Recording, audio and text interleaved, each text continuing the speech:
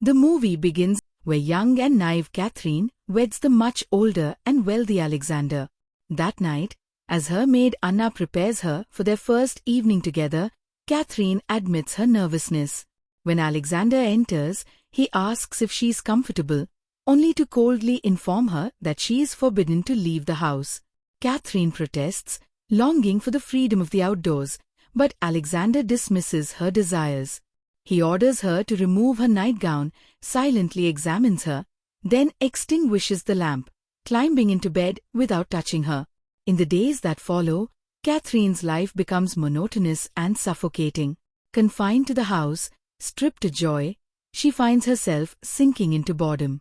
One evening, exhausted, she retires early, but her domineering father-in-law, Boris, forces her to stay awake and wait for Alexander.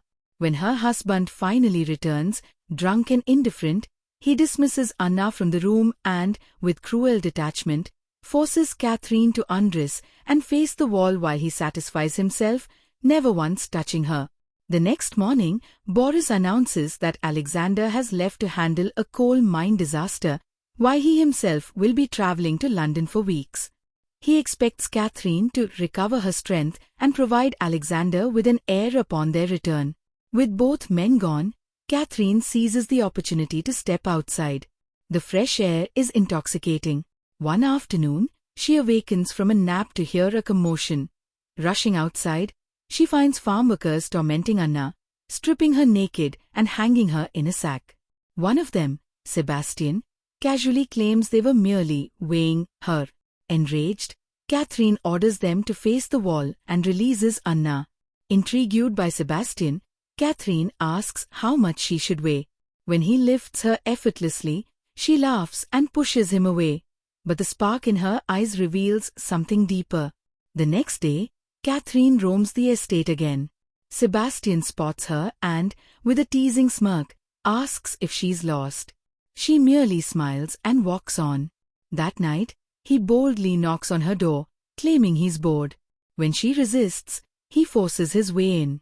A struggle ensues, but as tension gives way to passion, Catherine surrenders to her long-repressed desires.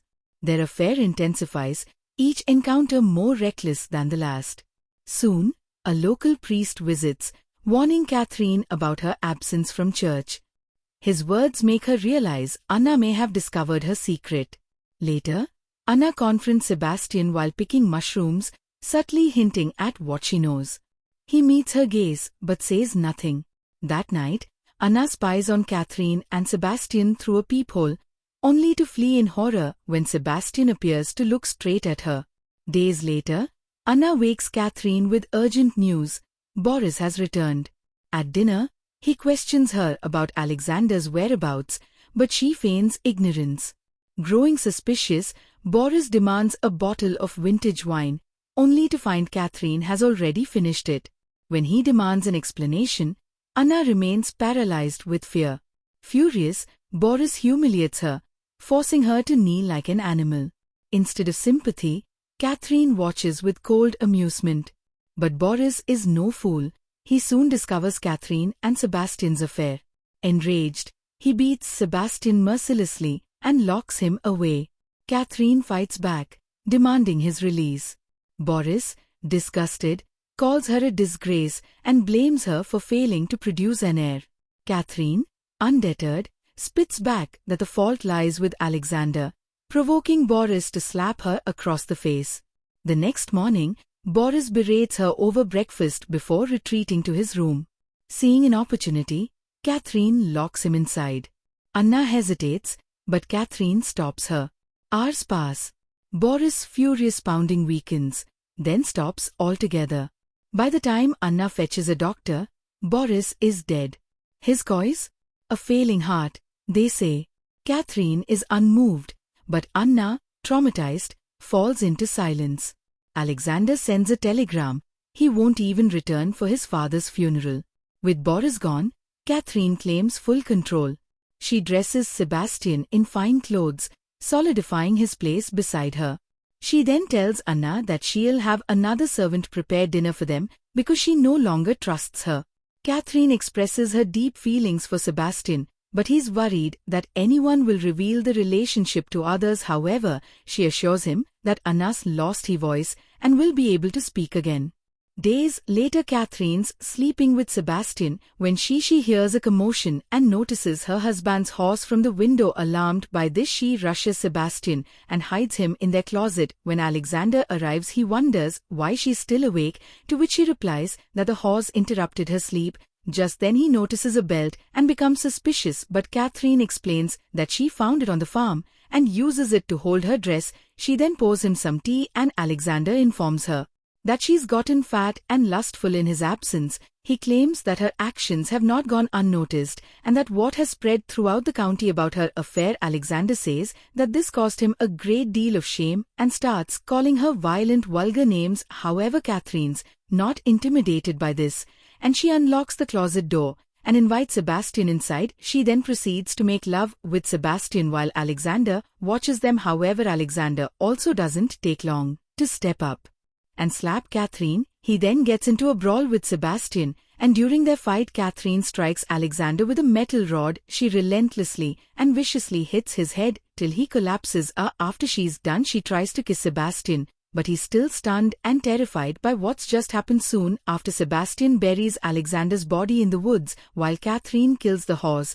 and partially buries it. After this incident, Sebastian claims he can't sleep because the picture of Alexander haunts. Their crimes weigh heavily on him, but Catherine insists they did what was necessary. Then, a shocking revelation. Catherine is pregnant, but the child is Sebastian's, not Alexander's. Before she can share the news, a woman named Agnes arrives with a boy, Teddy, claiming Alexander fathered him. Though skeptical, Catherine allows them to stay. The documents proving his lineage are undeniable. Sebastian resents Teddy's presence. He watches Catherine cradle the boy, his jealousy festering like a wound. One day, while playing with Teddy, Catherine tries to talk to Sebastian. The boy's interruptions irritate her, and when she scolds him, he runs into the woods alone. Later, Sebastian finds the child near a waterfall. He stares, hesitating. When he returns, he confesses to Catherine he thought about killing Teddy, but couldn't go through with it. Catherine, ever composed, assures him it's not too late. That night, after lulling Agnes into a false sense of security, Catherine and Sebastian creep into Teddy's room. Together, they smother the boy with a pillow. Sebastian, horrified, sobs at what they've done, but Catherine remains eerily calm. The next morning, Anna finds Teddy's lifeless body. Shaken, she calls for the doctor. Catherine, feigning devastation, claims she must have dozed off for 10 minutes, only to wake and find the boy not breathing. The doctor, suspicious of the bruises, questions whether someone entered the room. Catherine, unfazed, insists the injuries were from the waterfall. Sebastian, consumed by guilt, confesses everything: Boris, Alexander, Teddy. He shouts their crimes for all to hear. But before anyone can act, Catherine counters with a masterful deception. She accuses Sebastian and Anna instead, claiming Anna often gathers mushrooms. Perhaps she poisoned the child. Sebastian, once abused by Boris, had every reason to retaliate. Teddy was her own child, and she loved him. Tears well in her eyes, and Agnes, moved by Catherine's apparent grief, takes her hand in sympathy.